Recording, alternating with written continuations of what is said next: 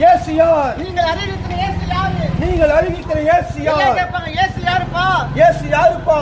வேதம் அழகா சொல்லுகிறது. வேதம் அழகாக சொல்லுகிறது. பாவிகளை ரட்சிக்கும்படியாக, பாவிகளை ரட்சிக்கும்படியாக இயேசு உலகத்துக்கு வந்தார். இயேசு கிறிஸ்து உலகத்துக்கு வந்தார். பாவிகள் யார்?